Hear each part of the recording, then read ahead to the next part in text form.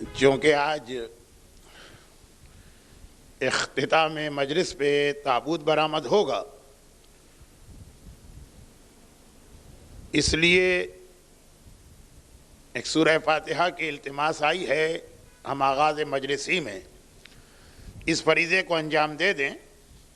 محترم فواد ساجوانی صاحب کی دادی، جن کی آج برسی بھی ہے، اور ان کے دادا یعنی مرحومہ رقیہ زوجہ جواد ساجوانی، مرحوم جواد عبدالحسین ساجوانی، ایک اور ایصال ثواب کی التماس ہے مرحوم مقبول حسین، تمام مرحوم مومنین و مومنات، خصوصاً جو لوگ آج کی مجلس میں آ چکے ہیں اور آ رہے ہیں، ان کے خاندان کے تمام مرحومین، ان سب کے لیے ایک مرتبہ سورہ فاتحہ۔ بسم اللہ الرحمن الرحیم۔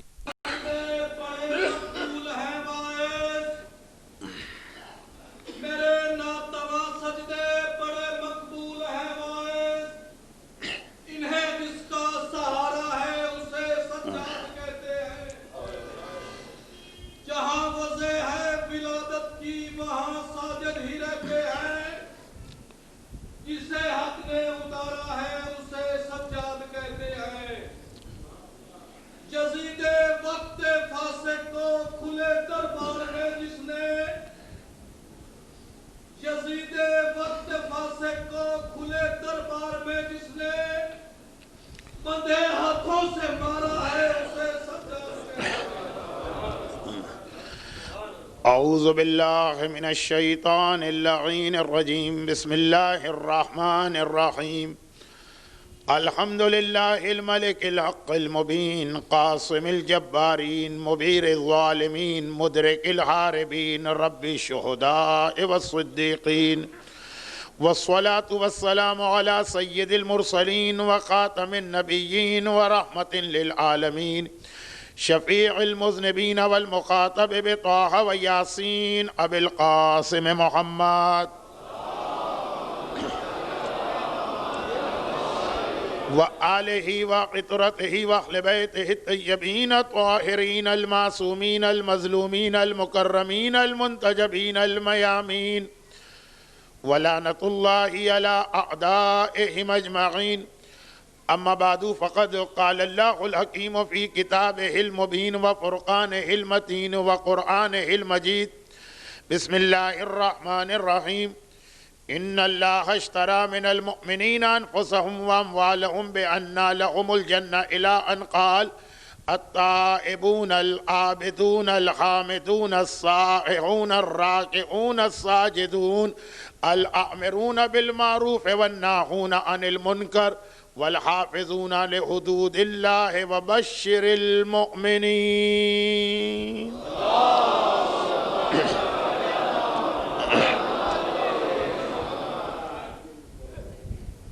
سورہ مبارکہ اعراف کی آیت نمبر 157 کل کی مجلس کے اختتام پہ ہماری گفتگو کا عنوان بنی تھی۔ خود اس آیت کا پیغام اتنا اہم ہے کہ آنے والی دو مجالس میں یہ پوری آیت سرنامہ کلام قرار پائے گی، لیکن آج میں نے سورہ اعراف کی آیت کو ذہن میں رکھتے ہوئے سورہ مبارکہ توبہ کی آیت نمبر 111 اور 112 کی تلاوت کی۔ سورہ اعراف جو ایک طرح سے محمد حنفیہ کے نام لکھے جانے والے وصیت نامے ہی کے اصل پیغام کو ہمیں دے رہا، جہاں پیغمبر کی ایک اہم ترین خصوصیت یہ بیان کی جا رہی، وَيَأْمُرُهُمْ بِالْمَعْرُوفِ وَيَنْهَاهُمْ عَنِ الْمُنْكَرِ، وہ ان لوگوں کو اچھے کاموں کا حکم دیتا ہے اور برائیوں سے روکتا ہے۔ لیکن اسی کے ذیل میں یہ بات آئی تھی کہ یہ مقصد رسالت جو خالی مقصد رسالت ہی نہ رہا، مقصد امامت بھی بنا۔ جب آقا حسین نے اپنے قلم سے یہ تحریر لکھ کر اپنے بھائی محمد حنفیہ کو دے دی، انما خرجت لطلب اصلاح امت جدی، میں مدینے سے قتل و غارت گری کے لیے، کوئی فتنہ و فساد کے لیے، کوئی ظلم کرنے کے لیے نہیں جا رہا ہوں۔ یہ کوئی شہزادوں کی جنگ نہیں ہے، یہ کوئی خاندانی قضیے کو نہیں چکایا جا رہا۔ میں صرف اس لیے نکل رہا ہوں کہ اپنے نانا کی امت کی اصلاح کروں۔ وَأُرِيدُ أَنْ آمَرَ بِالْمَعْرُوفِ وَأَنْهَى عَنِ الْمُنْكَرِ، اور اس کے لیے، اس اصلاح امت کے لیے جو طریقہ میں اختیار کروں گا وہ ہے امر بالمعروف اور نہی عن المنکر کا طریقہ۔ لیکن جب میں یہ طریقہ اختیار کروں تو یہ نہ سمجھنا کہ حسین اسلام میں کوئی نئی چیزیں لے کے آ رہے ہیں۔ وَأَسِيرُوا بِسِيرَةِ جَدِّ رسول اللہ وَأَبِي علی، اس کے ذریعے سے میں اپنے نانا کی سیرت پر بھی چل رہا ہوں اور اپنے بابا علی مرتضیٰ کی سیرت پہ بھی چل رہا ہوں۔ خالی اپنے مقصد کو نہیں بتایا، یہ بھی بتا دیا کہ علی مرتضیٰ کا طریقہ کیا، اسیر بسیرت جد رسول اللہ و ابی علی، اور یہ بھی بتا دیا کہ میرے نانا رسول خدا کا طریقہ کیا۔ یہ تحریر باقاعدہ وہ کاغذ و قلم جو رسول اللہ کو امت نے نہیں دیا، حسین نے اسی کاغذ و قلم کے ذریعے سے اپنے مقصد کو قیامت تک کے لیے بتایا۔ چونکہ میرا موضوع مقصد امام نہیں ہے، وہ انشاءاللہ کسی اور مجلس میں آئے گا، اس میں یہ جو امام نے ارشاد فرمایا کہ یہ طریقہ وہی ہے جو میرا نانا اختیار کر چکا۔ تو سورہ مبارکہ اعراف کی آیت نے پہلے تو یہ آواز دی کہ ہاں یأمرہم بالمعروف وینہاہم عن المنکر، اور پھر آگے چل کر سورہ اعراف کی آیت کی تفصیل سورہ توبہ میں آئی۔ دو باتیں، پہلی بات یہ بتائی جنت کس کو ملتی ہے۔ ہر آدمی اپنی جگہ پہ یہ خیال رکھ کے بیٹھا ہے کہ وہ جنت میں جائے گا، لیکن سوال یہ پیدا ہوتا ہے قرآن کیا کہہ رہا، جنت کسے ملتی ہے؟ اور اسی ذیل میں یہ بھی بات آ گئی کہ امر بالمعروف اور نہی عن المنکر جو مقصد رسول سے لے کر سیرت علی اور سیرت علی سے لے کے مقصد کربلا بنا، اس کے لیے وہ طاقت کہاں سے پیدا ہو جو آدمی کی زبان کو طاقتور لوگوں کے سامنے کھلنے کی توفیق دے دے۔ جیسے ابھی ہمارے ذاکر پڑھ رہے تھے، بندے ہاتھوں سے یزید کو مارا گیا، وہ طاقت کیسے آتی ہے؟ اس سورہ توبہ آیت کا ترجمہ بھی سنیے، پھر ایک روایت موضوع سے ہٹ کے پڑھوں گا اور باقی پھر عنوان موضوع کے تحت ہی آگے بڑھے گا۔ قرآن کہہ رہا ہے ان اللہ اشتری من المؤمنین انفسہم واموالہم، اللہ نے تمام صاحبان ایمان سے خرید لیا، ان کا نفس بھی اور ان کا مال بھی۔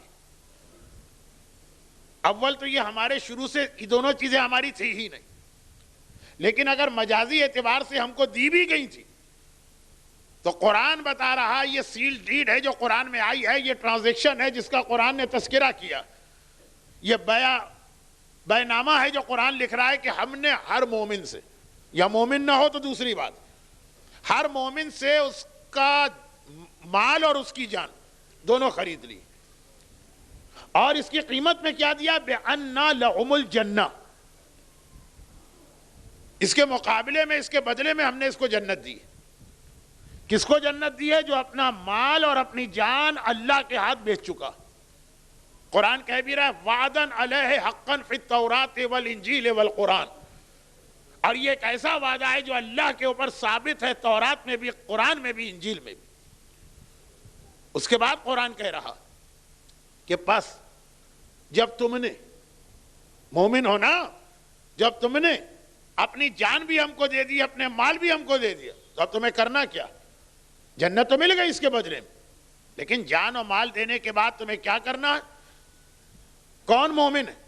جنہوں نے اپنی جان اور اپنا مال اللہ کے ہاتھ بیچ دیا، وہ کون مومن ہے جن کو جنت مل گئی؟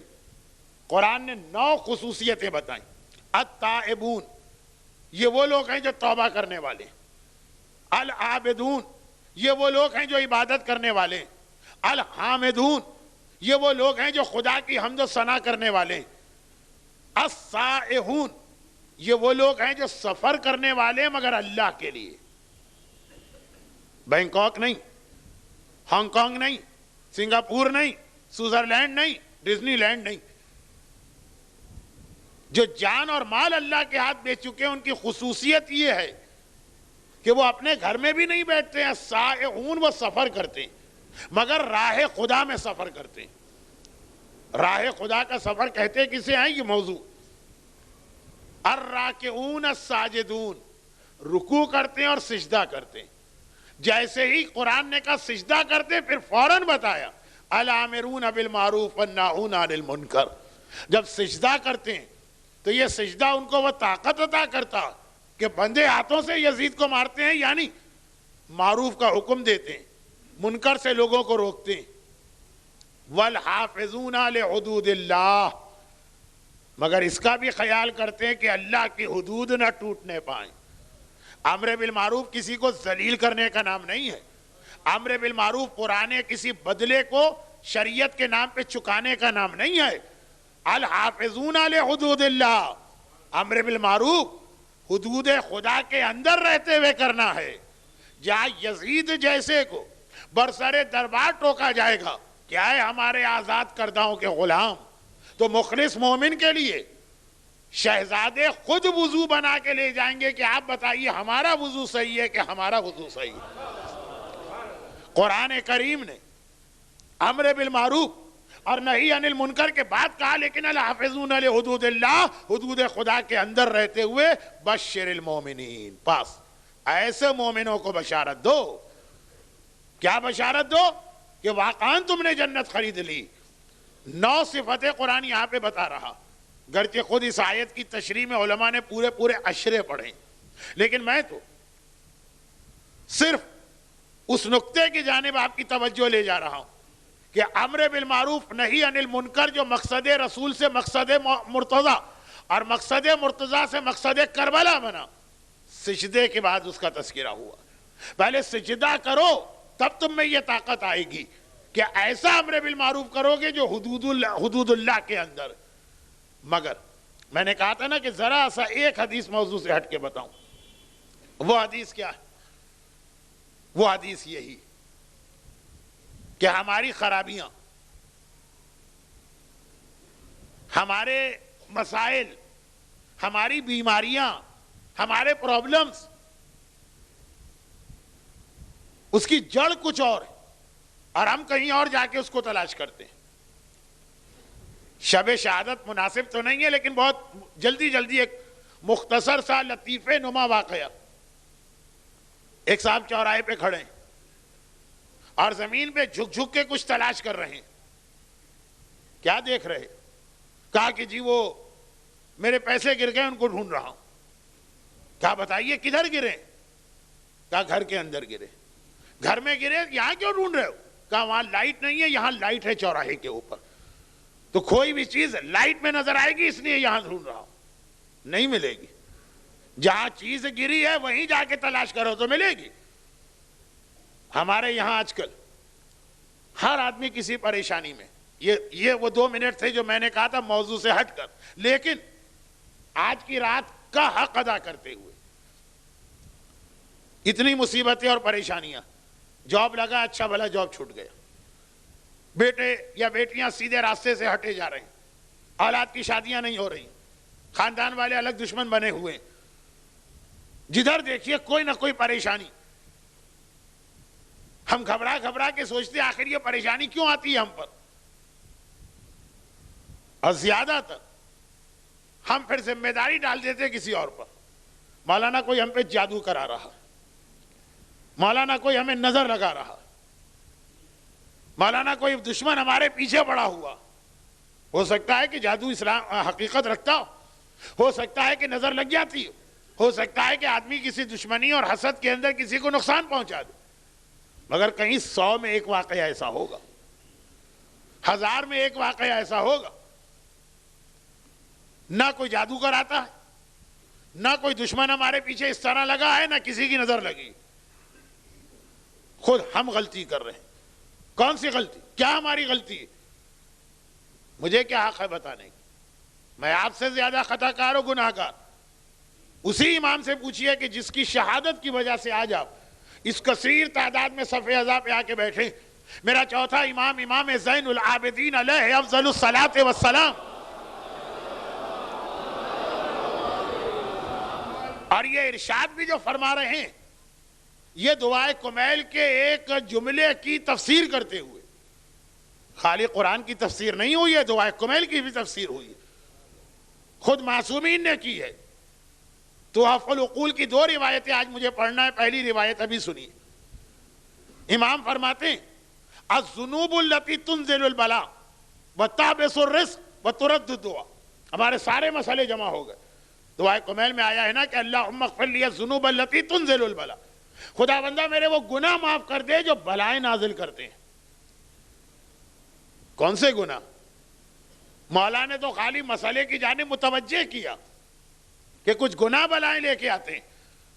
مولا کے اس پوتے نے جو خود بھی علی اور سلسلہ عصمت و طہارت کا وسط والا علی، خالی اولنا اور اوسطنا اور آخرنا محمد ہی نہیں ہے، اولنا اور اوسطنا اور آخرنا علی بھی ہیں، اور یہ بیچ والا علی ہے، اسی لیے علی یہ اوسط کہلاتے ہیں.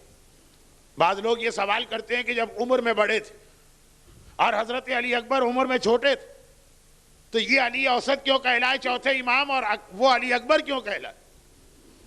جواب تو علماء نے بہت سارے دیے، مگر ایک جواب یہ کہ چوتھے امام کو جو اوسط کہا گیا وہ آقا حسین کی اولادوں کے اعتبار سے نہیں کہا گیا، وہ کہا گیا سلسلہ عصمت و طہارت میں جتنے علی گزرے ہیں اس میں اول علی پہلا امام ہے، آخر علی 10واں امام ہے، اور وسط والے جو 2 علی ہیں ان میں چوتھا امام. اس کے اعتبار سے علی اوسط کہلائے. اور میدان کربلا کا علی اکبر شہادت کے اعتبار سے کہلایا کہ 2 علی حسین کی اولاد میں شہید ہوئے، بڑے والا اکبر ہے، چھوٹا والا اصغر ہے. یہ تو ضمنی بات آ گئی. دادا علی کی دعائے کمیل کی وضاحت پوتا سجاد کر رہا. دادا نے کہا اے خدا وہ گناہ معاف کر دے. پوتے نے بتایا وہ گناہ ہے کیا؟ فرمایا ذنوب التی تنزل البلا، سنو وہ گناہ جو تمہارے گھر میں بلائیں نازل کرتے ہیں، اور تم گھبرا گھبرا کے سوچتے ہو کوئی جادو کرا رہا. وہ تحبس الرزق، جس کی وجہ سے روزی تنگ ہو جاتی ہے اور تم سوچتے ہو کسی کی نظر لگ گئی. وہ ترد الدعا، اور جس کے نتیجے میں دعائیں بھی ٹھکرا دی جاتی ہیں. تم ہر سال مولانا کے پاس پہنچ جاتے ہو، مولانا آپ کوئی نئی دعا بتائیے، پرانی دعا کا تو کوئی فائدہ نہیں. یہ ہر سال کی کہانی، مسئلہ وہی پرانا ہے، دعائیں نہیں چاہیے. پچھلے سال بتائی تھی کہا کوئی فائدہ نہیں ہوا، اور اس سے پچھلے سال بتائی تھی کہا تو اس سے تو اور نقصان ہو گئے، اور اس سے پچھلے سال بتائی تھی. دعائیں ختم ہوئی جا رہی ہیں، مومن کا مسئلہ حل نہیں ہو رہا، روزی تنگ کی جا رہی، بلائیں نازل ہو رہی. سجاد یہ بتا رہا ہے کہ اس کی وجہ کیا ہے. مرض بڑے علی نے بتایا، علاج چھوٹا علی بتا رہا. بڑے علی نے مرض بتایا، بلائیں نازل ہوتی ہیں گناہوں کی وجہ سے. علاج چھوٹے علی نے بتایا، کہا ذنوب التی تنزل البلاء وتحبس الرزق وترد الدعاء ترک الامر بالمعروف والنہی عن المنکر. اس لیے کہ تم لوگوں نے نیکیاں بہت ساری کی ہوں گی لیکن لوگوں کو نیکی کا پیغام پہنچانا بند کر دیا. گناہ سے اپنے آپ کو بچایا ہوگا لیکن دوسروں کو روکنے کو تیار نہیں ہو.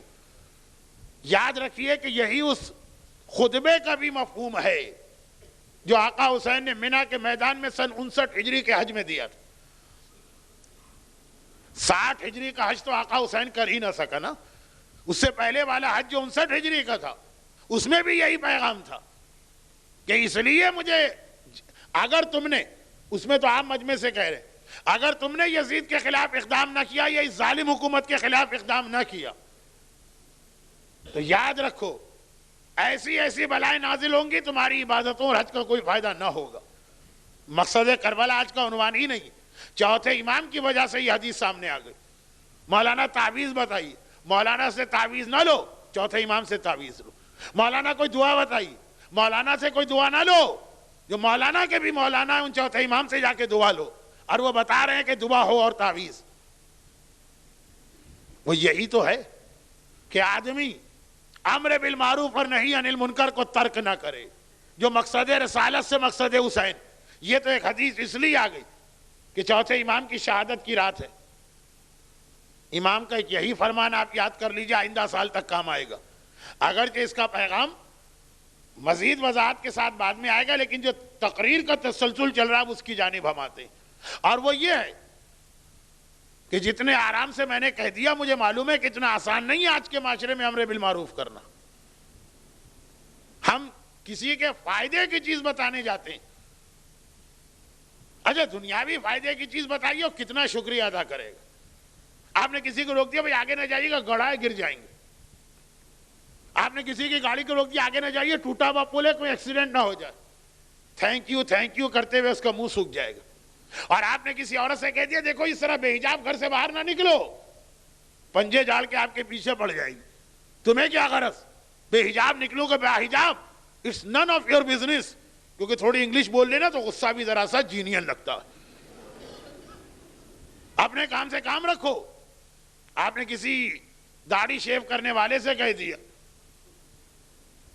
کہ ایک چلے ضعیف حدیث صحیح آیا تو ہے نا کہ چوتھا امام درخواست کرتا ہے اپنے شیعوں سے یہ 3 گناہ تو نہ کرنا، شراب، شطرنج اور داڑھی شیو کرنا. جب میرا لٹا گھر یزید کے دربار میں گیا، یزید انہی کاموں میں مشغول تھا، اور اس نے پلٹ کے کہا تم سے کیا غرض، جہنم میں جلوں گا، میں جلوں گا نا، میری قبر جانے اور میں جانوں. آسان نہیں. اور یہیں پہ ایک جملہ میں اور کہہ دوں، یہ چھوٹا سا واقعہ ہے، میں نے کوئی 85 دفعہ پڑھا ہوگا، لیکن اتنا چھوٹا ہے کہ ایک بار اور سن لیجئے اس واقعے کو. اور وہ یہ کہ جب آدمی امر بالمعروف اور نہی عن المنکر کرتا، یعنی مقصد رسالت ادا کرتا، مقصد کربلا ادا کرتا، جنت کی قیمت چکاتا، اپنے مومن ہونے کا حق ادا کرتا ہے جو آیت میں نے ابھی پڑھی، اپنے گھر سے رد بلا کرتا ہے، اپنی روزی کو کشادہ کرتا ہے، اپنی دعاؤں کو قبولیت تک پہنچانا چاہتا ہے. ان سب کا ایک ہی نسخہ ہے نا. تو آج کی دنیا میں تو وہ ذلیل کیا جائے گا،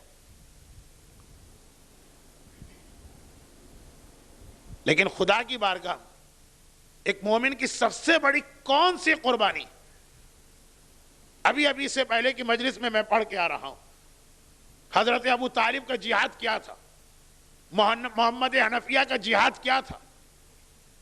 بہت لمبا ایک موضوع تھا، ابھی میں پڑھ کے آ رہا ہوں، کبھی موقع ملا اسے دہراؤں گا، ابھی اتنے جلدی نہیں. راہ خدا میں جان دینا ایک بہت بڑا امتحان، مال دینا اس سے چھوٹا صحیح لیکن ایک بڑا امتحان، اولاد دینا غالباً سب سے بڑا امتحان، اپنے جسمانی آرام کو قربان کرنا یہ بھی ایک امتحان. لیکن راہ خدا میں سب سے زیادہ ویلیو ہے کہ اگر آدمی اللہ کی خاطر اپنی شخصیت، اپنی عزت، اس سب کو قربان کرتے، ذلیل کرتے کریں، اللہ کے لیے ذلیل کر رہے ہیں نا. لوگ برا بھلا کہتے کہیں، دین کے لیے کہہ رہے ہیں نا برا بھلا. یہ جان سے بھی زیادہ بڑی قربانی ہے اللہ کے یہاں. جو ایک مختصر واقعہ میں پڑھتا ہوں آغا لواسانی کا. 100 سال پہلے کے کربلا محلہ کے ایک بہت بڑے عالم ہیں. ان کے خاندان کے افراد آج تک پوری شیعہ دنیا میں پہلے، بلکہ مدینہ منورہ میں جو چند شیعہ علماء ہیں ان میں سے ایک آغا احمد لواسانی بھی اسی گھرانے کے.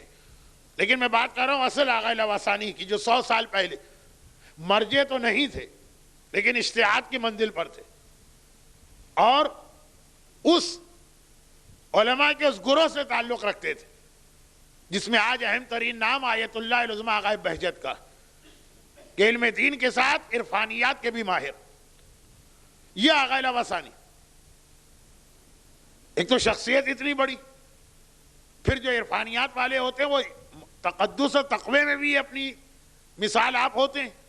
اور پھر 100 سال پہلے کا ماحول جہاں پر ایک عام گھرانے میں بھی بزرگوں کا احترام تھا. 100 سال پہلے پوچھئے، شہر کے ہر بزرگ کو اختیار تھا کہ شہر کے ہر چھوٹے کو خالی ڈانٹ ہی نہیں سکتا، مار بھی سکتا. والدین آ کے شکریہ ادا کرتے تھے کہ آپ نے ہماری اولاد کے حق میں بہتر کیا. تو اس وقت کربلا کے ماحول میں کتنی عزت ان عالم کی. مرنے کے بعد خواب میں ان کے ایک دوست نے دیکھا اور پوچھا کہ آپ نے موت کے بعد کیسا پایا؟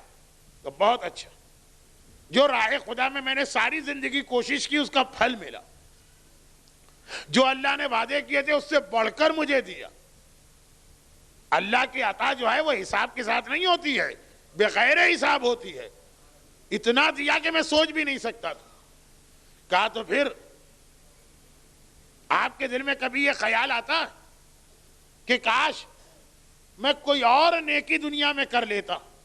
جب سب کچھ مل گیا اور سب کا پھل ملا، کسی چیز کی کمی کا احساس ہوتا؟ کہا کہ ہاں، جب یہاں آ کر میں نے اپنے سے بڑوں کے رتبے کو دیکھا تو بس ایک خیال میرے دل میں آتا، اور وہ یہ کہ ساری زندگی میں نے تبلیغ کی، ایک عالم مجتہد، نماز پڑھائی ہے، درس دیا ہے، تبلیغ کیا ہے، امر بالمعروف کیا، لیکن کبھی ایسا نہیں ہوا کہ امر بالمعروف کے درمیان کسی نے مجھے برا بھلا کہا ہو، یا چہرے پہ تھوک دیا ہو، یا میرے سب و شتم یعنی گالم گلوچ کی ہو۔ میں نے بات کہی، گناہگار کو ماننا ہے مانی، نہیں ماننا ہے تب بھی بزرگی کے احترام میں یا علم کے احترام میں خاموش چلا گیا۔ آج مجھے رہ کے یہ ہو رہا کہ کاش کبھی ایسا ہوتا۔ خواب دیکھنے والا بھی ایک عالم میں چکرا گیا کہ آپ کیسی خلاف عقل بات کر رہے ہیں۔ امر بالمعروف سے لوگ گھبراتے اسی لیے ہیں کہ کہیں ریئیکشن نہ ہو جائے سامنے سے، اور آپ کہہ رہے ہیں کہ ہونا چاہیے۔ کہ اس لیے کہ میں نے یہاں آ کے دیکھا کہ جیسی قربانی کوئی اللہ کے لیے دیتا ہے اتنا اللہ اس کو اجر دیتا، اور سب سے بڑا اجر اسے ملتا ہے جو اللہ کی خاطر اپنی عزت کو بھی ختم کر ڈالے، نہ اپنے مقام کا خیال کرے، نہ اپنی دولت کا خیال کرے، نہ اپنے عہدے کا خیال کرے، نہ اپنی شہرت کا خیال کرے۔ جہاں خدا کا معاملہ آ جائے، جہاں دین کا معاملہ آ جائے، وہ راہ خدا میں امر بالمعروف کے لیے اپنی عزت دے۔ سب سے زیادہ اس کا اجر و ثواب ہے، جان سے بھی زیادہ۔ اب پہلے ایک چھوٹا سا جملہ وہ سن لیجئے جو ہمیشہ میں کہتا ہوں اس موقع پر، اور آج بھی کہہ دوں کہ شاید یہاں پہ کوئی آدمی فیصلہ نہیں کر سکتا، لیکن شاید کربلا کے جہاد سے شام کا جہاد اسی لیے زیادہ بڑا کہ کربلا کے جہاد میں جانیں دی جا رہی تھی، شام کے جہاد میں اقاد ذلیلا فی دمشق۔ بھئی سجاد ہی کا کلام نہ پڑھوں تو آج کی رات اور کس کی بات کروں؟ کہا مجھے شام میں ذلیل کر کے لے جایا جا رہا تھا۔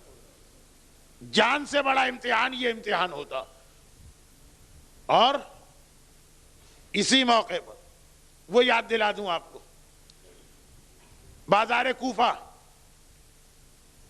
اور ایک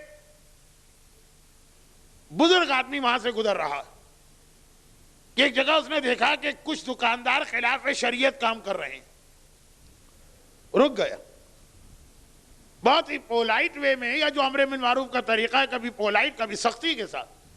وہ قصائی یاد ہے نا، مولا نے کس انداز سے اس کے خلاف کوڑا اٹھایا، لیکن خیر اس نے بتایا یہ غلط ہے، یہ حرام ہے، یہ گناہ ہے جو تم کر رہے ہو۔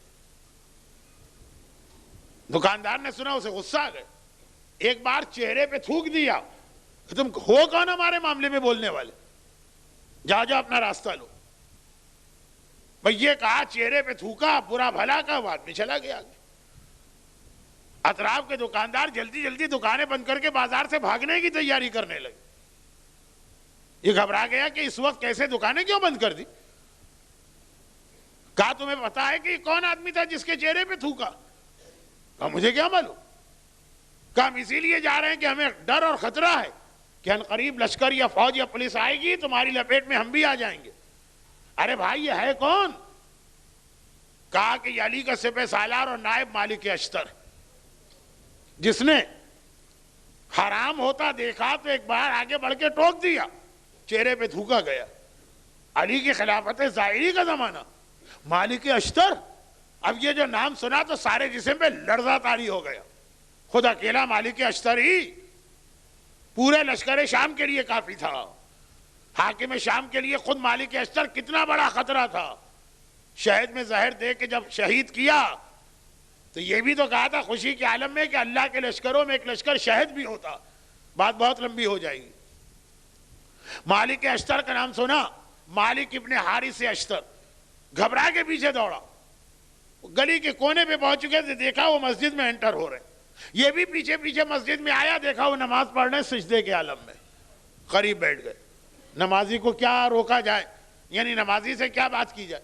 نماز ختم ہوئی، ابھی وہ اسی حالت میں بیٹھے جو اللہ اکبر اللہ اکبر اللہ اکبر میں آپ بیٹھتے ہیں، اور یہ گویا پیروں پہ گر پڑا۔ مجھے معاف کر دیجیے، میں آپ کو نہیں پہچانتا تھا، میں نے آپ کی شان میں بڑی گستاخی کی ہے۔ مالک اشتر نے کہا تجھے پتا ہے کہ نماز اس وقت کیوں میں نے پڑھی؟ میں تو کسی اور کام سے جا رہا تھا، لیکن جس وقت تو نے میرے چہرے پہ تھوکا میں فوراً یہاں پہ آیا، میں نے 2 رکعت نماز پڑھی، پروردگارا میں نے اسے معاف کیا ہے، تو بھی اسے معاف کر دے۔ دیکھیے علی والا ایسا ہی ہوتا، یہودی نے علی کے چہرے پہ گستاخی کی تھی، میرا مولا دشمن کے سینے سے اتر آیا۔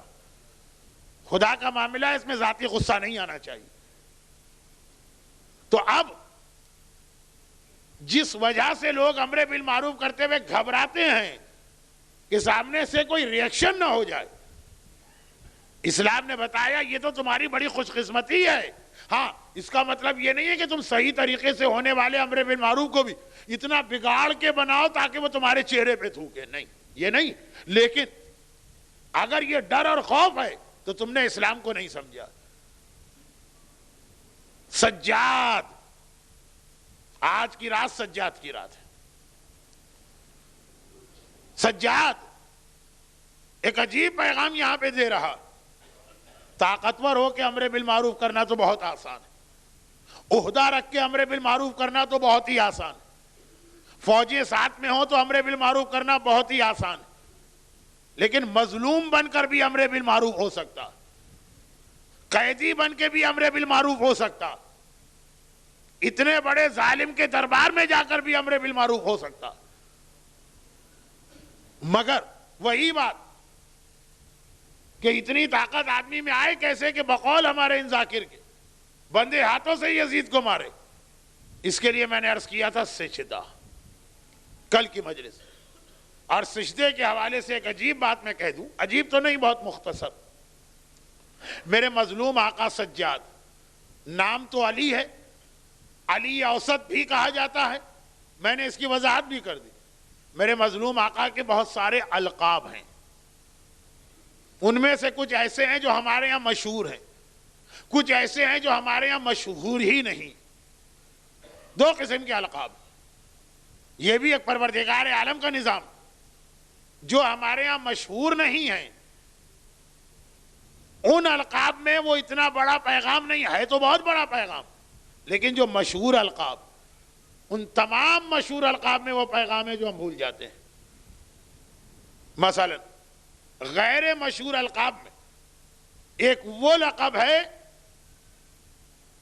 جو ایسے آدمی نے دیا، عمر ابن عبدالعزیز، اشرف الناس۔ عربی زبان میں اشرف کے وزن پہ جتنے لفظ آتے ہیں وہ سب سپرلیٹو ڈگری ہوتے ہیں۔ اکبر سب سے بڑا، افضل سب سے زیادہ فضیلت والا، اشرف سب سے زیادہ شرف والا۔ عمر ابن عبدالعزیز نے یہ لقب کب دیا؟ غیر مشہور، اتنا ہمارے ہاں لوگوں کو نہیں معلوم۔ فرزدق کا قصیدہ لوگوں کو معلوم ہے کہ جب حشام نہ پہنچ سکا حجر اسود تک، میرا مظلوم آقا پہنچ گیا تو ایک عظیم قصیدہ پڑھا تھا فرزدق نے۔ لیکن یہ بھی ایک واقعہ تاریخ میں، وہ مکے کا واقعہ ہے، یہ مدینہ کا واقعہ، وہ حاجیوں کا مجمع ہے، یہ روضہ رسول کے زائروں کا مجمع۔ عمر ابن عبدالعزیز کو گورنر بنا کے مدینے بھیجا گیا، یہ گورنر مدینہ، اور کس کی جانب سے گورنر ہے؟ اپنے چچا کی جانب سے۔ اس کا چچا ہے عبد الملک ابن مروان۔ اب کیا کچھ نام ہی ایسے ہیں کہ زبان پہ آتے ہیں اور بے ساختہ ایک نفرت و کراہیت دل میں پیدا ہوتی۔ مروان، اس کا بیٹا عبد الملک، اور یہ عمر ابن عبدالعزیز پوتا ہے مروان کا، عمر ابن عبدالعزیز ابن مروان۔ عبد الملک نے اپنے بھتیجے کو مدینے کا گورنر بنا کے بھیجا۔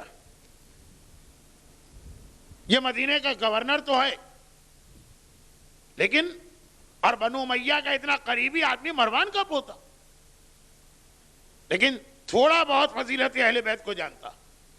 حج کا موقع، حج کرنے کے بعد لوگ مدینے واپس آ رہے ہیں، کثیر تعداد میں روضہ رسول کے سامنے مجمع، بحیثیت گورنر وہاں سے گزر رہا، کھڑا ہو گیا اور باتیں کرنے لگا لوگوں سے۔ ایک بار اس کی نگاہ پڑی سامنے محلہ بنی ہاشم سے، میرا چوتھا امام اپنے ایک صحابی عبداللہ ابن تمیمی کے ساتھ باہر نکلے اور روضہ رسول کی جانب آنے لگے۔ عمر ابن عبدالعزیز نے اسی بھرے مجمع کے اندر، خالی کسی دوست سے نہیں، وہ جو سارا زائرین کا مجمع، انہیں دیکھ کے کہا کہ آج میں ایک سوال کرنا چاہتا ہوں، تم میرے سوال کا جواب دو۔ گورنر مدینہ مجمع عام میں ایک سوال کر رہا اور کہہ رہا یہ بتاؤ آج اشرف الناس کون ہے؟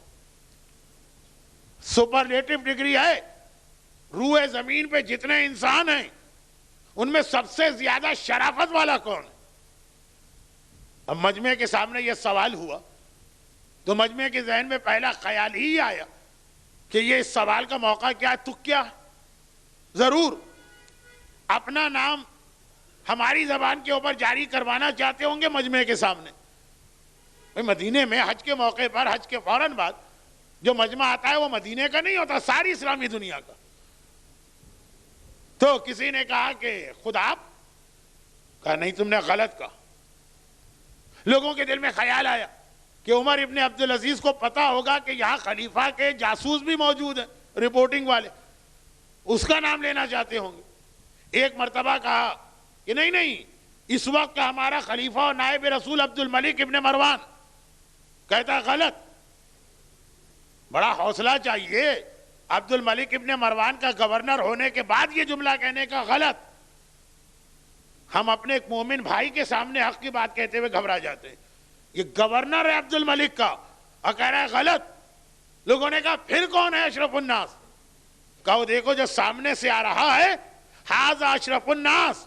لوگوں نے پلٹ کے دیکھا، میرے چوتھے امام کو دیکھا، اب اس کے بعد ایک جملہ اور کہتا ہے، خالی خطابت نہیں ہے، دلیل کے ساتھ کہتا ہے یہ اشرف الناس ہے۔ ساری دنیا میں اس وقت انسانوں میں اس سے زیادہ شرافت والا کوئی نہیں ہے، کیونکہ ساری دنیا کے انسان اس کے خاندان سے اپنا رشتہ جوڑنا چاہتے ہیں اور اسے کسی سے اپنا رشتہ جوڑنے کی ضرورت نہیں ہے۔ اب ایک جملہ سن لیجئے، میں پاکستان کے ماحول سے آیا ہوں۔ پاکستان میں ایک ایسا وقت گزرا اور ابھی بھی ہے جب یزید کی تعریف ہونے لگی، یزید کے قصیدے پڑھے جانے لگے، لوگوں نے ابو یزید اپنا نام رکھ لیا، کسی نے ابن یزید اپنا نام رکھا، عجیب عجیب نام۔ لیکن ان لوگوں کو بھی کبھی یہ اتنی ہمت نہیں ہوئی کہ اپنا شجرہ نسب یزید سے جا کے ملائیں۔ کہا جی ہمارا نام وہی ہماری کنیت ہے۔ سادات کرام یعنی اہل بیت سے رشتہ جوڑنے کی خواہش آج پوری اسلامی دنیا کے اندر۔ جھوٹے سید آپ کو کتنے نظر آ رہے ہیں؟ وہ کیوں جھوٹے سید بنتے ہیں؟ اسی لیے تو بنتے ہیں نا کہ یہ اشرف الناس۔ حتیٰ ہمارے اس زمانے میں ہماری اور آپ کی عمر کے لوگوں نے یزید کا جو ایک چھوٹا سا نمونہ دیکھا ظلم کے اعتبار سے، وہ یزید سے کم نہیں تھا۔ میں نام بھی نہیں لینا چاہتا ہوں اور زیادہ وقت بھی نہیں لگانا چاہتا ہوں ایسے لوگوں پر، مگر یزید کے مشن کو اس نے اس طرح سنبھالا جیسے متوکل کے لیے ایک جملہ ملتا ہے نا، وہ بار بار کہتا تھا اے یزید، کاش میں تمہارے زمانے میں ہوتا تو میں تمہارے ساتھ مل کے یہ جہاد کرتا، لیکن اب میں کیا کروں؟ چلو تم نے حسین کا نام مٹایا ہے، میں حسین کے روضے کا نام مٹاؤں گا۔ یہی کہہ کر تو اس نے کربلا کے روضوں پہ حملہ کیا تھا۔ آج کے دور کا بھی ایک یزید گزرا جو ہمارے سامنے دیکھتے ہی دیکھتے واصل جہنم ہوا، اس کا بھی یہی مشن تھا۔ مجھے یاد ہے کراچی کے اندر ایک امام بارگاہ ہے باب العلم، اس کے اندر حضرت عباس کے روضے کی جب شبیہ بنائی گئی تھی اور اسی زمانے کے یزید وقت کا وزیر مذہبی امور وہاں پہنچا تھا، کچھ بھولے بھالے مومنین اس کو لے گئے کہ شبیہ کی زیارت کرا دی جائے، یہ کربلا کا وزیر ہے، کتنا خوش ہوگا کہ اس کے شہر کی شبیہ یہاں۔ چہرے کا رنگ ایسا سرخ کہ جیسے خون نکلنے والا کھال سے، غیظ و غضب۔ کہا کہ ہم اصلی روزوں کو مٹانے کی فکر میں لگے اور آپ شبیہ بنا بنا کے اس کو محفوظ کر رہے ہیں، مگر جس کی زندگی کا مشن یہ ہے کہ یہ اصلی روزے مٹا دیے جائیں، اس نے بھی اپنا کوئی ایسا شجرہ نہیں تیار کرایا کہ اس کا رشتہ یزید سے ملے۔ اس نے بھی جو اپنا شجرہ تیار کرایا تو اپنا رشتہ ساتویں امام ہی سے جوڑ کے اپنے آپ کو سید بنانا چاہا۔ یزید کا کلمہ پڑھنے والا، یزید کی محبت کرنے والا بھی چاہتا یہی ہے کہ رشتہ اس خاندان سے ملے، اشرف الناس، کہا کہ یہ انسانوں میں سب سے اشرف ہے، اس سے زیادہ اشرف کون ہوگا کہ ساری دنیا اس سے رشتہ ملانا چاہے، وہ کسی سے رشتہ جوڑنے کا محتاج نہ ہو۔ یہیں پر ایک پہلے واقعہ روک کر اپنے چوتھے امام کا ایک اور لقب بتا دوں جو ہمارے یہاں مشہور نہیں۔ امام فرماتے ہیں انا ابن الخیارتین، یہ بھی امام کا ایک لقب ہے، ابن الخیارتین، کہا میں دو بہترین بزرگوں کی اولاد میں ہوں۔ جیسے رسول اللہ کہا کرتے تھے انا ابن الذبیحتین، دو ذبی ہیں جن کی اولاد میں ہوں۔ ایک تو حضرت اسماعیل ذبح ہو رہے تھے، وَفَدَيْنَاهُ بِذِبْحٍ عَظِيمٍ، خود رسول خدا کے والد حضرت عبداللہ بھی تو ذبح ہو رہے تھے، اور 100 اونٹوں کی خون بہا کے ذریعے سے ان کی زندگی محفوظ ہوئی۔ ساری زندگی کہا کہ میں دو ذبی کا بیٹا ہوں۔ اسی طرح ساری زندگی چوتھا امام کہتا رہا انا ابن الخیارتین، میں دو بہترین بزرگوں کی اولاد ہوں۔ ایک تو ہر ایک کو پتا رسول خدا کی اولاد، اور ایک وہ نوشیروان جس کی نسل میں وہ خاتون تھی جو شاہ زنا شہر بانو کے نام سے مدینے میں آ کے مظلوم آقا کی زوجیت میں آئیں، دونوں رشتوں کے اعتبار سے۔ میرا چوتھا امام کہہ رہا روایت یہ ہے کہ ایک صفت اللہ کی ہے اور ایک صفت انبیاء کی ہے۔ اللہ کی صفت ہے عدل، نوشیروان عادل ہے۔ انبیاء کی صفت ہے سخاوت، اور اللہ کے رسول سے زیادہ بڑا سخی اس کائنات میں کوئی نہیں گزرا۔ فرماتے ہیں انا ابن الخیارتین، میں دو بہترین بزرگوں کی اولاد میں سے ہوں۔ چنانچہ زمخشری جس کی کتاب تفسیر کشاف اسلامی دنیا کی مشہور ترین تفسیر ہے، وہ ربیع الابرار نامی کتاب میں ایک حدیث لکھتے ہیں، حدیث پیغمبر کی۔ پیغمبر فرماتے ہیں اللہ نے دو بہترین خاندان بنائے، عرب میں بنی ہاشم، عجم میں بنی عباس یعنی نوشیروان کا خاندان۔ یہ چوتھا امام دونوں کو جمع کرنے والا ہے۔ عجم کا بہترین خاندان ننیال ہے، عرب کا بہترین خاندان ددیال ہے۔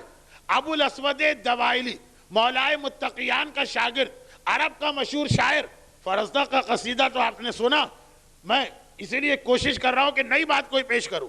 ابو الاسود دوائلی کہتا ہے مولا کا شاگرد، بہترین شاعر، کیا کہنا اس شخصیت کا جس کا دادا رسول خدا جیسا سخی، جس کا نانا نوشیروان جیسا عادل ہو، کیا کہنا اس شخصیت کی عظمت کا کہ جس کا نام لے کر مائیں اپنی اولاد کے گلے میں تعویذ ڈالتی ہیں اور اسے کسی تعویذ کی ضرورت نہیں ہے کیونکہ اس کا نام دوسروں کی حفاظت کرتا ہے۔ تو وہ اشرف الناس کا لقب عمر ابن عبدالعزیز نے دیا۔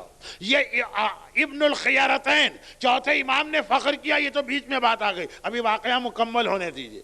جیسے ہی مجمع عام میں ظالم حاکم کے گورنر نے بجائے اپنا یا اپنے چچا کا نام لینے کے اس مظلوم کا نام لیا جس کا نام لینے پہ زبانیں کٹ جاتی ہیں۔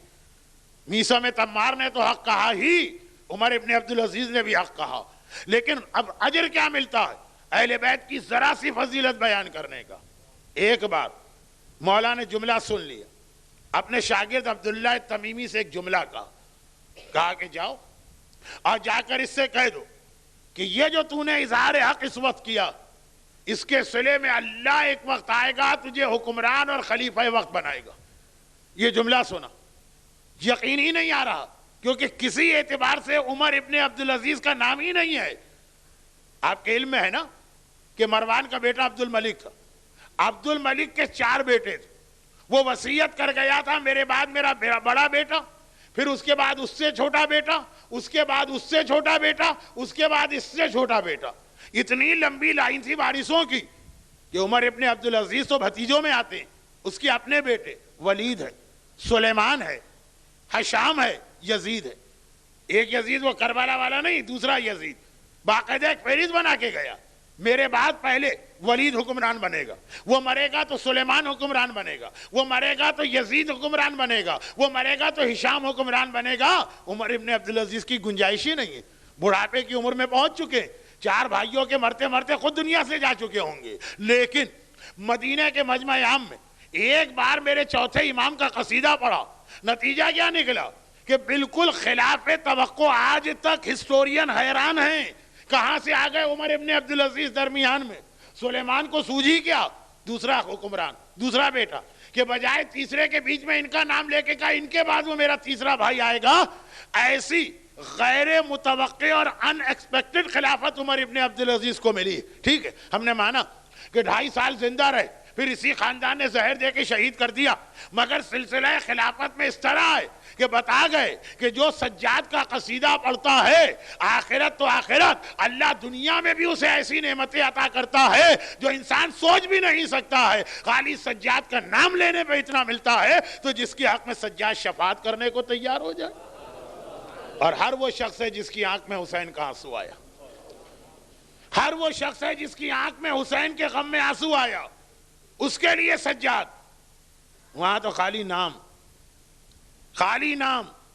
یہاں پہ واقعاً شفاعت ہے سجاد کی، مگر کس طرح سے، کس طرح سے. یہ جملہ بہت اہم. میرے مظلوم آقا سید الساجدین کے جو مشہور لقب ہمارے یہاں، اشرف الناس اتنا مشہور نہیں، انا ابن الخیارتین اتنا مشہور نہیں، لیکن جو مشہور لقب ہے دیکھیے اس میں بیمار کربلا تو ایک ایسا لقب ہے کہ جو کسی کتاب میں نہیں. فارسی کا لفظ بیمار یا عربی کا لفظ بھی نہیں. کربلا میں جو کچھ عرصے میرا مظلوم آقا بیمار رہا، یہ سجاد کی ساری زندگی کو نہیں بتاتا، یہ نوحوں میں یا مرثیوں میں یا منبر پہ آتا ہے، میں بھی کہتا ہوں. لیکن جو اصل القاب کتابوں میں ہیں سید الساجدین کی، وہ کیا؟ زین العابدین، جو دعائے توسل میں بھی ہے، سید الساجدین، تیسرا لقب سجاد، چوتھا ایک لقب اور سن لیجئے ذو الصفنان. 4 مشہور ترین لقب ہیں جو کتابوں میں آئے. یہ لقب کس نے دیے؟ ائمہ طاہرین کو لقب کون دیتا؟ خاندان والے، شاگرد، مورخین؟ جی نہیں، یہ سارے القاب جو ائمہ طاہرین کے ہیں سب خدا کی بارگاہ سے آتے ہیں، مختلف انداز سے آتے ہیں، مختلف طریقوں سے آتے ہیں. یہ سارے کے سارے وہ القاب. اور 4 لقب جو مشہور ہیں، چلیں پہلے 3 تو مشہور ہیں نا، ان پہ غور کیجئے تو تینوں کا مل کے ایک ہی پیغام بن رہا. زین العابدین، عبادت کرنے والوں کی زینت، یعنی سجاد کا نام آئے گا تو عبادت ذہن میں پہلے آئے گی. سید الساجدین، سجدہ کرنے والوں کا سردار. خود سجاد، سجاد کے معنی ہیں بہت زیادہ سجدہ کرنے والا. یہ صیغہ مبالغہ ہے. اللہ عالم نہیں ہے، علام ہے، بہت زیادہ علم رکھنے والا. سجاد، بہت زیادہ سجدہ کرنے والا. چوتھا لقب ذو الصفنان، یہ ہمارے ہاں مشہور نہیں. اس کا مطلب کیا ہے؟ گٹے والا. کہا کہ ہر سال میرا مظلوم آقا اتنے سجدے کرتا تھا، اتنے سجدے کرتا تھا، اتنے سجدے کرتا تھا کہ پیشانی، دونوں ہتھیلیاں اور دونوں گھٹنے باقاعدہ ایسے گٹے بن جاتے تھے کہ ہر سال جراح کو بلا کر، طبیب کو بلا کر سجاد کے یہ گٹے کاٹے جاتے تھے. اگلے سال پھر پیشانی، ہاتھ، اعضائے سجدہ، اعضائے سجدہ پہ پھر اتنے گٹے بن جاتے ہیں. تو جو 4 القاب پروردگار کی بارگاہ سے ملے اور 3 ہمارے یہاں مشہور ہوئے، سب کا ایک ہی پیغام ہے، یہ عبادت کرنے والوں کی زینت ہے، یہ حد سے زیادہ سجدے کرنے والا ہے، یہ سجدہ کرنے والوں کا سردار ہے. اتنے سجدے کرتا ہے، اتنے سجدے کرتا ہے کہ ہر سال گٹے کاٹنا پڑتے ہیں جو اعضائے سجدہ پہ پڑ گئے. سجاد شفاعت کرے گا جس آنکھ میں حسین کے لیے آنسو آیا. مگر سجاد نے یہ بتا دیا کہ صحیح عزادار کسے کہتے ہیں. اتنی عبادت، اتنی عبادت، اتنی عبادت. اور پھر دیکھیے، پھر کمال دیکھیے، اتنی عبادت کے بعد حمام ابن حبیب، یہ کوئی شیعہ نہیں، یہ غیر شیعہ، یہ کہتے ہیں کہ ایک سال میں حج پر گیا. حج پر جب میں جا رہا تھا تو راستے میں میرا قافلہ جو تھا میں اس سے بچھڑ گیا. پہلے زمانے میں ایسے واقعات بہت کثرت سے ہوتے تھے، آج بھی ہوتے ہیں، لیکن پہلے زمانے میں تو خاص طور پہ ہوا کرتے تھے. اب جب میں قافلے سے بچھڑ گیا تو پہلے تو میں ڈھونڈتا رہا میرا قافلہ کہاں. قافلے سے الگ ہو جانا یقینی موت ہوتا تھا، یہاں تک کہ سورج ڈوبنے لگا، اندھیرا چھانے لگا. اب تو خیر ڈھونڈنا ہی بیکار ہے، لیکن فکر و پریشانی مجھے اپنی جان کی ہے. مدینے اور مکے کا راستہ ڈاکوؤں کے عمل دخل میں آتا. انہیں پتا ہے یہ وہ جگہ ہے جہاں یقینی طور پہ جو ملے گا اس کی جیب بھری ہوگی. جو لوگ حج پہ جا رہے ہیں تو نان و نفقہ لے کے جا رہے ہیں نا. جو تنخواہ ملنے کا دن ہوتا ہے اس دن کراچی میں بس میں زیادہ جیب کترے آ جاتے ہیں. اور جو آخری تاریخیں ہوتی ہے جب قرضے ایک دوسرے سے لیے جاتے ہیں وہ بھی گھر میں بیٹھ کے آرام کرتے ہیں. پتا ہے نا. تو رات ہوئی اور ڈاکو آ گئے. یہ ڈاکوؤں کا تو ایک مسئلہ حاجیوں کے ساتھ ہمیشہ رہا. تبھی حج جیسی اہم عبادت میں بھی قرآن نے استطاعت کی شرط لگائی. اور استطاعت کے لیے کہا گیا کہ خالی پیسہ ہی شرط نہیں ہے، راستہ بھی محفوظ ہو. اب دن بھر تو قافلہ ڈھونڈا انہوں نے، نہیں ملا. رات آ گئی. اب اندھیرے میں تو قافلہ نہیں نظر آئے گا، اب تو جان بچانا. چنانچہ چاروں طرف دیکھا، ایک درخت نظر آیا، اس کے اوپر چڑھ کے جا کے درخت کے اوپر لیٹ گئے. بتوں میں اپنے آپ کو چھپا لیا. کون مجھے یہاں ڈھونڈے گا. اور نیند آ گئی. کہتے نیند آئی کہ اچانک ایسا لگا کہ اس علاقے میں کوئی آیا ہے. میری آنکھ کھل گئی. میں نے دیکھا کہ سفید لباس پہنے ہوئے ایک نوجوان اس علاقے میں اس وقت داخل ہوا اور فوراً وہ رک گیا. اندھیرا چھا چکا اور زمین کے اوپر وہ قبلہ رخ ہو کے بیٹھ گئے. اور ایسی خوشبو اس کے لباس اور بدن سے آ رہی تھی کہ زندگی میں کبھی ایسی خوشبو میں نے تصور بھی نہ کیا تھا. 2 دن پہلے خوشبو اور بدبو ہمارا عنوان بنا تھا. پھر میں نے دیکھا کہ اس نے اپنی نمازیں اور عبادتیں شروع کی. زین العابدین، سید الساجدین، سجاد. مگر عبادت ہی نہیں، کیسی عبادت شروع کی. میں تھکا ہوا ہوں. سارا دن میں نے قافلے کو ڈھونڈا. گہری نیند آ رہی ہے مگر اس کی عبادت میں نے دیکھی. میری آنکھوں کی نیند اڑ گئی. ایسی بھی کوئی عبادت کر سکتا کہ جس وقت وہ عبادت کے اندر کھڑا ہوتا تھا تو ایسا لگتا تھا کوئی درخت ہے، ذرا سی بھی اس کے اندر حرکت نہیں. لیکن جب تلاوت قرآن کرتے ہوئے کوئی جہنم کی آیت آتی تھی تو سارا بدن اس طرح کانپتا تھا. آنکھوں سے آنسو اس طرح جاری ہوتے تھے جیسے جہنم اس کی آنکھوں کے سامنے ایک قدم کے فاصلے پر. اور ہر آیت کے بعد کہتا ہے خدا میں تیری پناہ چاہتا ہوں آتش جہنم سے. واقعہ سنتے ہوئے بھی آپ سمجھ رہے ہیں کہ یہ واقعہ کس کا؟ ٹیکن فار گرانٹیڈ جو کچھ لوگوں نے لے لیا. مولانا ہم سے جہنم کی بات نہ کیا کرے. اپنے آقا کو دیکھیے، یہ راوی کہہ رہا جو آقا کے سامنے بھی نہیں ہے، چھپ کے درخت کے اوپر بیٹھا تھا ڈاکوؤں سے بچنے کے لیے. جب جنت کی کوئی آیت آتی تو چہرے پہ ایسی مسکراہٹ آ جاتی ہے جیسے جنت سامنے نظر آ رہی. تقوی اور خوف خدا کی کوئی آیت آتی ہے، عجیب حالت ہے، لگتا ہے مجھے یہ غش کھا کے گرنے والا. پوری رات اول سے لے کے آخر تک اس نے اس انداز سے عبادت میں گزاری. ہمارے یہاں تو کوئی دعا لمبی ہو جائے لوگ ورق پلٹ کے دیکھتے کتنے بچے ہیں پیجز.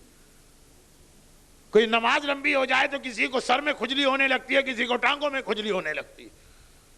کہا فجر کا سفیدہ، جو فجر کا وقت ہے جو آسمان پہ سفیدی آتی ہے وہ نمودار ہوئی. میں نے دیکھا کہ ایک بار یہ نماز ختم کر کے اتنا رویا کہ اس کا سارا لباس اور وہ زمین اس طرح سے بھیگ گئی جیسے ابھی بارش ہوئی. اور ایک جملہ کہہ رہا، پروردگارا ایک رات اور ختم ہو گئی. وما عبدناک حق عبادتک، اور میں تیری وہ عبادت نہ کر سکا جو عبادت کا حق ہے. میری زندگی کی ایک رات اور گزر گئی. وما عبدناک حق عبادتک، حق عبادت میں پھر بھی انجام نہ دے سکا. ارے میں تو ایسی میری حالت کے درخت سے اس طرح گرا جیسے پھل ٹوٹ کے گرتا. ایسی ساری رات عبادت کرنے کے بعد یہ کہہ رہا ہے کہ اے خدا زندگی کی ایک رات اور چلی گئی اور میں عبادت کا حق ادا نہ کر سکا. بے اختیار میں نے قریب جا کر کہا کہ اب کتنی عبادت آپ کو چاہیے؟ کہا کہ اے شخص تجھے پتا بھی نہیں ہے کہ عبادت کسے کہتے ہیں. آپ پہلے نماز پڑھ. ہم نے نماز پڑھی. مجھے دیکھ کے کہا پہلے یہ بتا تو یہاں کیسے؟ جنگل ویرانہ اکیلا آدمی جو زمانے میں ہوتا ہی نہیں. میں نے گھبرا کے کہا میں اپنے قافلے سے بچھڑ گیا ہوں. کہا تیرا قافلہ تو مکے پہنچ چکا اور وہ لوگ اپنی عمارت کا انتظام کر رہے ہیں. گھبرا کے کہا وہ اتنا جلدی وہاں پہنچ گئے، اب میں کیسے وہاں جاؤں، اکیلا ہوں. اس نے میرا ہاتھ تھاما، ہاتھ کو دبایا مجھے ایسا لگا میں ہوا میں بلند ہوا، اور پھر جو میں اترا تو میں نے پہچان لیا یہ مکہ شہر ہے، وہ سامنے میرا قافلہ۔ گھبرا کے کہا تو ہے کون جس نے لمحوں کے اندر مجھے وہاں سے یہاں پہنچا دیا؟ کہا انا علی ابن الحسین، میں حسین کا بیٹا علی ہوں۔ لیکن یہ تو ایک بیچ میں معجزہ آ گیا، اصل جملہ یہ تھا کہ سجاد بھی ہے، سید الساجدین بھی ہے، زین العابدین بھی ہے، ذو الصفنان بھی ہے، عبادت کرنے والوں کی زینت ہے، سجدہ کرنے والوں کا سردار ہے، اعضائے سجدہ پہ گٹا رکھنے والا، ساری رات عبادت کرنے والا، کہتا ہے خدا بندہ جو حق عبادت ہے وہ میں انجام دے ہی نہ سکا۔ اور جب یہ عبادت، یہ جملہ بڑا عجیب، یہ جملہ بڑا عجیب، ولید ابن عبد الملک جیسے ظالم و خونخوار بنو امیہ کے خلیفہ کا جملہ جو آج مومنین کی زبان پہ آتا، جملہ اس کا ہے، جاری کرتے ہیں صاحبان ایمان۔ ولید ابن عبد الملک جب اس نے دیکھا کہ ساری اسلامی دنیا میں میرے مظلوم آقا کی عبادتوں کا تذکرہ ہو رہا، لوگ علی ابن الحسین نہیں کہتے، یا زین العابدین کہتے ہیں، یا سید الساجدین کہتے ہیں، تو جلن اور حسد کہا رہے یہ ساری عبادت دنیا دکھاوے کی، یہ اس لیے عبادت کرتے لوگ کہے بڑے مقدس و متقی۔ جب وہ حج پر پہنچا، میرا مظلوم آقا بھی حج پر گیا۔ سید الساجدین ہر سال کربلا کے واقعے کے بعد ہر سال حج پہ جاتے تھے، حج کو بھی تبلیغ دین اور تقویت عزائے حسین کا ذریعہ بنایا تھا میرے مظلوم آقا نے، ہر سال حج پر جاتے ہیں۔ ولید ابن عبد الملک حکمران خلیفہ ہے، وہ بھی آتا۔ ایک دن مسجد الحرام کے صحن میں جہاں لوگ طواف کر رہے ہیں، چوتھے امام کو دیکھا، قریب گیا، خلیفہ، باڈی گارڈ ساتھ میں ہے، مشیر ساتھ میں ہے، وزیر ساتھ میں ہے، لوگ ساتھ میں، اور بظاہر یہ جلا بھنا عبادت پر اعتراض کرنے والا، لیکن اس وقت کسی اور انداز سے بات کر رہا۔ شاید پروردگار نے اس کی زبان پہ جملہ جاری اس لیے بھی کیا ہو تاکہ اس کے بہانے سے صحیح صاحبان ایمان کو ایک پیغام ملے۔ ایک مرتبہ وہ قریب جا کے کہتا، کیا ہے علی ابن الحسین، آپ کے جد محمد مصطفیٰ ہیں، آپ کے بابا علی مرتضیٰ ہیں، آپ کی ماں فاطمہ زہرا ہیں، آپ کا دادا ساقی کوثر ہے۔ اب جو بھی اس کے جملے ہوں گے کچھ میں اپنے انداز سے بتا رہا ہوں۔ آپ کا دادا قسیم جنت و نار ہے، آپ کے بابا جوانا نے جنت کے سردار ہیں، آپ کی دادی تمام دنیا کی عورتوں کی سردار ہیں۔ جب ہر چیز آپ کے پاس ہے، جنت آپ کی ہے، تو پھر آپ اتنی عبادت کیوں کرتے ہیں؟ ہم کچھ بھی نہیں کرتے اور کہتے جنت ہماری، اور وہ اتنی عبادت کر رہے ہیں تو ولید پوچھ رہا ہے کہ بھئی جب جنت آپ کی ہے تو پھر اتنی عبادت کیوں کرتے ہیں؟ کہا ایک بات بتا، میرا رتبہ بلند ہے کہ میرے جد رسول خدا کا رتبہ بلند ہے؟ کہا کہ اس میں کیا شک ہے کہ رسول ہے، ان کا رتبہ بلند۔ تو کہا پھر وہ اتنی عبادت کیوں کرتے تھے کہ قرآن کو کہنا پڑا، یا ایھا المزمل قم اللیل الا قلیلا نصفہ او انقص علیہ، اے چادر اوڑھنے والے راتوں کو کھڑے ہوا کرو مگر اتنا بھی نہیں، اپنی عبادت میں کمی لے کر آؤ۔ چلو بہت دل چاہتا ہے تو آدھی رات عبادت کرو، بلکہ او انقص علیہ، اس سے بھی کم کرو۔ میرا جد اتنی عبادت کرتا ہے کہ پروردگار کو کہنا پڑا کہ عبادت کم کرو، جو مجھ سے رتبے میں بلند ہے۔ اور کیا تجھے نہیں معلوم، جب مدینے والوں نے جا کے یہی سوال میرے جد سے پوچھا تھا، یا رسول اللہ آپ شفیع المذنبین ہیں، آپ مالک جنت ہیں، آپ اتنی عبادت کیوں کرتے ہیں؟ تو یہی تو کہا تھا، افلا اکون عبدا شکورا، اگر اللہ نے مجھے اتنا بڑا رتبہ دیا ہے تو کیا میں وہ حق نہیں رکھتا کہ میں اس کا شکر گزار بندہ بنوں؟ عبادت خالی اس لیے نہیں کی جاتی ہے کہ نماز واجب ہے، اس لیے کی جاتی ہے وہ نعمتوں پر نعمتیں دے رہا ہے، جتنی نعمتیں دیتا جاتا ہے اتنی عبادتیں بڑھا دو۔ کسی دن نعمتیں لینا بند کر دو کہ نہیں آج نماز پڑھنے کا دل نہیں چاہ رہا، تو خدا بندہ آج اپنی نعمتیں بھی نہ دینا، میری سانس نہ روک لینا، میرا رزق روک لینا، میری صحت روک لینا۔ جب نعمت روز کے روز مل رہی ہے، اور یہ کل کے جملے کی بھی تشریح جنت میں بھی نماز پڑھنا ہوگی، کیونکہ جنت میں بھی نعمتیں ملیں گی۔ امام فرما رہے ہیں کہ جتنی وہ نعمت دے رہا ہے اس کے مقابلے میں تو میں اس کا کوئی بھی حق ادا نہیں کر رہا، مگر اتنی عبادت کرنے کے بعد کیا اپنے چاہنے والے سے اتنا تقاضا نہیں کر سکتے کہ اے میرے شیعہ اور اے میرا کلمہ پڑھنے والے، میرے بابا کا عزادار بن، مگر پہلے دیکھ عزادار کہتے کسے ہیں؟ عزادار اسے کہتے ہیں جو ایک طرف عزاداری بھی کرے دوسری طرف عبادت بھی کرے۔ 12 اماموں میں کون زین العابدین نہیں ہے؟ 12 اماموں میں کون سید الساجدین نہیں ہے؟ 12 اماموں میں کون سجاد نہیں ہے؟ لیکن یہ لقب خالی چوتھے امام کو کیوں ملے؟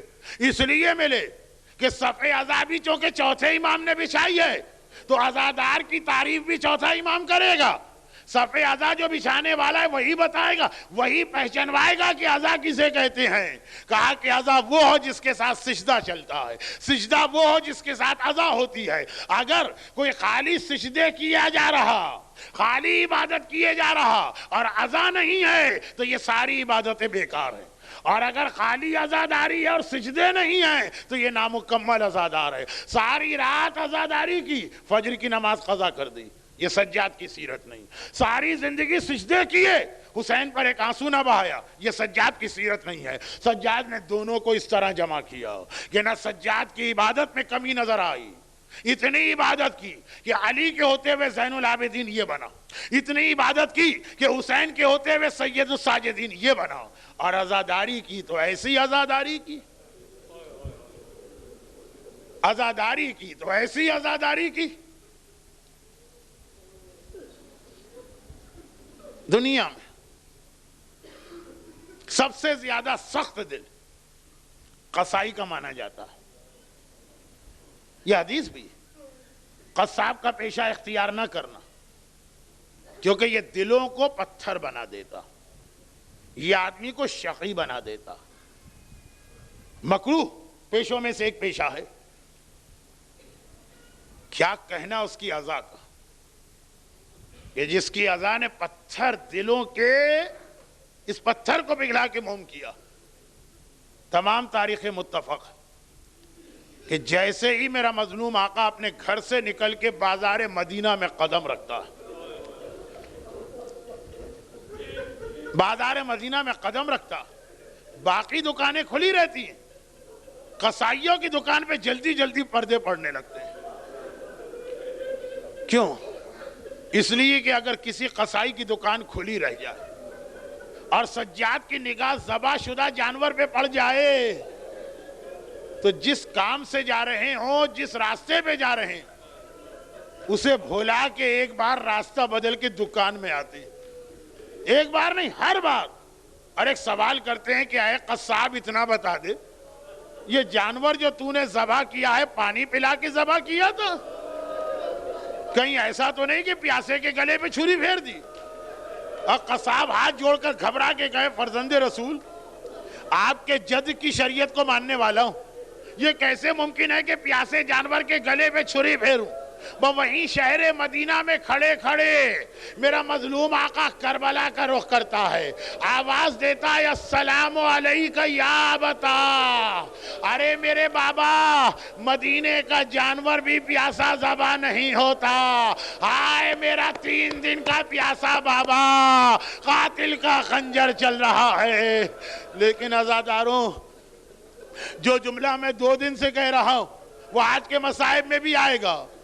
حسین، اکبر، عباس، قاسم، اصغر، یہ سارے داغ تو ہیں سجاد کے سینے پر، لیکن کیا اتنا ماتم، کیا ایسا گریا، کیسا گریا؟ شہر مدینہ میں زیارت کے لیے کوئی آدمی آیا اور ایک بار روضہ رسول کی جانب جا رہا، گلی سے گزر رہا، روضہ رسول میں جانا ہے، چھت کے اوپر سے پانی ٹپکنے لگا، اس کے کپڑے گیلے ہو گئے، وہ گھبرا گیا۔ روضہ رسول پہ جانا ہے، پاک و پاکیزہ جانا چاہیے، پتہ نہیں یہ پانی کیسا، واپس مسافر خانے جاؤ، شک والی چیز کیوں ہو، پاک کپڑے پہن کے آؤ۔ غلام نے دیکھ لیا، گھبرا کے کہا روضہ رسول ادھر ہے، واپس کہاں جا رہا؟ کہا یہ کچھ پانی میرے کپڑوں پہ گر گیا، پتہ نہیں کیسا پانی ہے، ایک بار کہتا اس سے زیادہ پاکیزہ پانی کوئی نہ ہوگا. مکان کی چھت پہ حسین کا عزادار بیٹھا ہے. یہ سجاد ہے جو اپنے بابا کا اتنا ماتم کر رہا کہ پرنالے سے آنسو بارش کے قطروں کی طرح گر رہے ہیں. مگر وہی جملہ اپنے بابا کا اتنا ماتم کر رہا. کیا یہ اتنا ماتم بابا کے لیے ہے یا چچا کے لیے ہے یا بھائی کے لیے ہے؟ نہیں، یقیناً ان کے لیے تو ہے ماتم، لیکن ماتم کس کے لیے ہے؟ الشام. ارے سجاد، شہادتوں پہ صبر کر لے بہنیں اور پھوپھیاں. یہ اتنا بڑا امتحان ہے سجاد کا. مصیبت میں ہر آدمی چاہتا ہے کوئی اس کا مددگار آ جائے، لیکن جہاں زینب کی چادر کا نام لیا جاتا ہے سجاد کو مددگار بھی نہیں چاہیے. دربار ابن زیاد ہے، مختار لائے جاتے ہیں. ایک بار ابن زیاد مختار کے سامنے حسین کا کٹا سر رکھتا ہے. مختار کو جوش آیا، ہاتھوں کو جھٹکا دیا، ہتھکڑی توڑی، تلوار لے کر جہاد کرنا چاہتے ہیں. حسین کے نام پہ تلوار چلانا چاہتے ہیں. حسین کا وارث سجاد کہتا ہے مختار یہ کیا غضب کر رہا ہے؟ ارے تلوار نہ چلانا، نگاہیں نیچی کر کے کھڑا ہو جا، اس لیے کہ تیرے پیچھے محمد کی نواسیاں، علی اور فاطمہ کی بیٹیاں، ارے میری بہنیں بے مقنعہ چادر کے کھڑی ہیں. عزادارو یہی منزل تو ہے. میرا سجاد امام وقت ہے، میرا سجاد امام زمانہ ہے. امام وقت اور امام زمانہ کسی کا محتاج نہیں ہوتا. مگر جہاں زینب کی چادر یاد آتی ہے،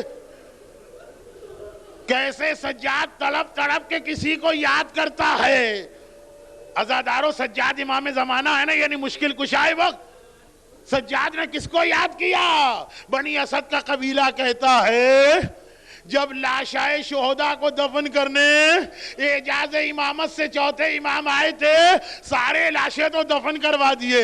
یہ قاسم کا لاشا ہے، یہ اکبر کا لاشا ہے، یہ اون و محمد کے لاشے ہیں، یہ میرے بابا حسین کا لاشا ہے.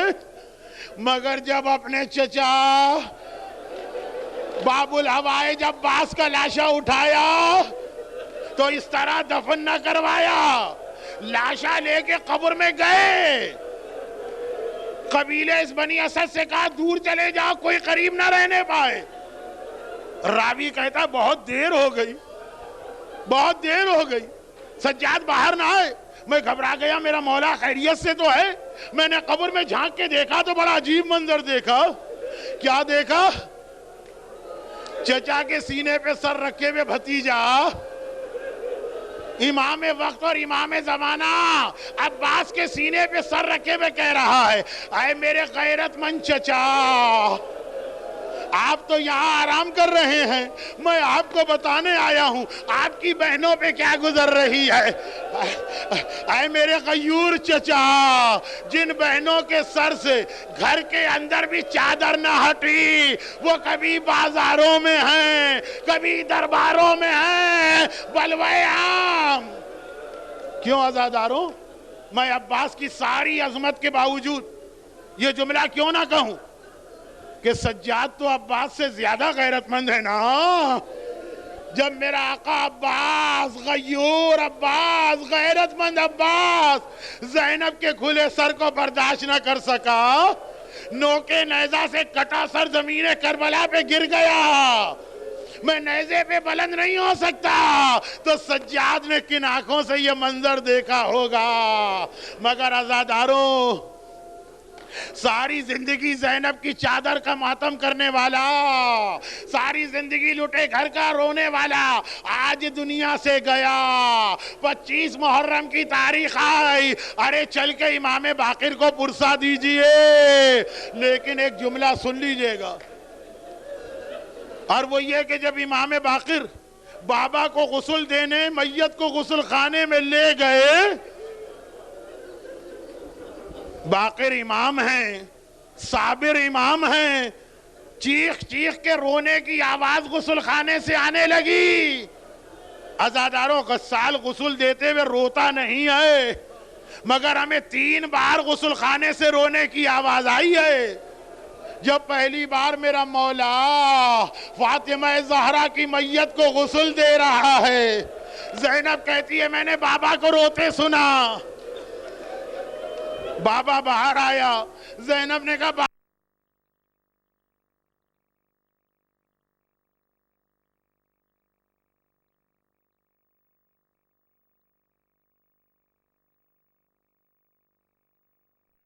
کو غسل دیتے ہوئے رو کیوں رہے تھے؟ کہا بیٹی جب پانی ڈالتے ڈالتے کمر پہ پہنچا تو 95 دن بعد بھی کوڑے کا زخم۔ اور دوسرا رونا زندان شام ہے، ننھی سکینہ کی میت ہے، غسالہ کو بلایا گیا، ارے وہ غسل دینے گئی چیخیں مارتی بھی باہر نکلی۔ زینب کو دیکھ کے کہتی ہے اس بچی پہ تم لوگوں نے کتنے ظلم کیے، سر سے پیر تک سارا جسم برچھیوں سے زخمی ہے۔ اور تیسرا رونا، امام باقر غسل دے رہے ہیں، چیخ چیخ کے روئے، باہر آئے، لوگوں نے کہا مولا آپ غسل میت میں کیوں رو رہے تھے؟ کہا جب میں نے سر کے بعد گردن پہ پانی ڈالا تو 35 سال بعد بھی طوق خاردار کا زخم نظر آ رہا ہے۔ آج بچے نہیں جانتے طوق خاردار کسے کہتے ہیں۔ سجاد کے گلے میں وہ طوق پہنایا گیا تھا جس کے اندر لوہے کی کیلیں تھی، ذرا سا چہرہ ادھر سے ادھر کیا اور یہ خاردار طوق گلے میں لگا۔ پھر 35 سال بعد، عزاداروں بات مختصر کروں، میرا 5واں امام اس طرح سے جنازہ لے کے چلا کہ سارا مدینہ آیا، کوئی امام باقر کو پرسہ دے رہا ہے، کوئی زید شہید کو پرسہ دے رہا ہے، کوئی عبداللہ کو پرسہ دے رہا ہے۔ کربلا میں تھا کوئی پرسہ دینے والا؟ بقیع کا قبرستان نظر آیا۔ کل جو جملہ میں نے کہا تھا، یا دادی جوانی میں ضعیف ہوئی ہے یا پوتا جوانی میں ضعیف ہوا ہے، ایک جملہ اور سن لیجئے۔ ادھر امام باقر بابا کی میت کو قبر میں اتار رہے ہیں، ایک بار قبر سے 2 ہاتھ باہر نکلے، امام باقر نے دادی فاطمہ کی آواز سنی، شہزادی کہہ رہی ہیں باقر بیٹا میرے سجاد کو میرے حوالے کرو۔ سجاد کو لینے کے لیے جنت سے اس کی دادی آئی ہے۔ عزاداروں، قبر میں میت اتری، فاطمہ نے ہاتھ بڑھا کے سہارا دیا اور ادھر وہ تابوت برآمد ہوا۔ اپنی جگہ سے کھڑے ہوئیے، امام باقر کو پرسا دیجئے، تابوت کو کندھا دیجئے۔ واہ سجادہ، واہ سجادہ۔